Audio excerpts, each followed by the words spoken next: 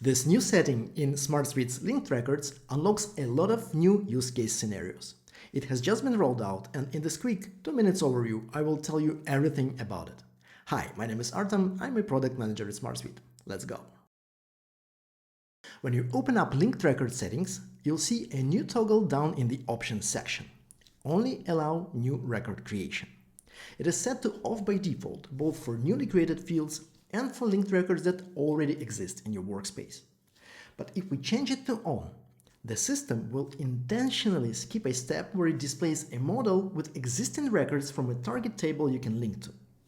Instead, it will automatically create a new record in that target table and link it to your current record.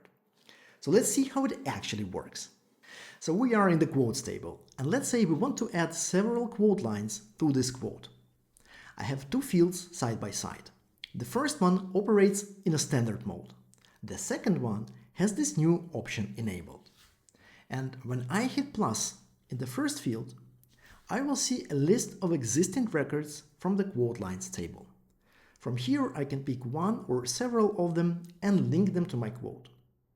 Or I can click to create a new record from here. And I think we all agree that in a scenario like this, we hardly ever want to select from a list of existing records, because each and every time we will be creating new quote lines. And that's exactly how the second field operates.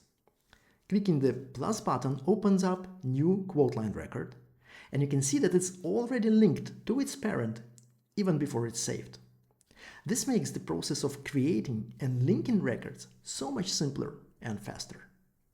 This setting works all across the system where linked records can be added: record page, grid view, and record details widget.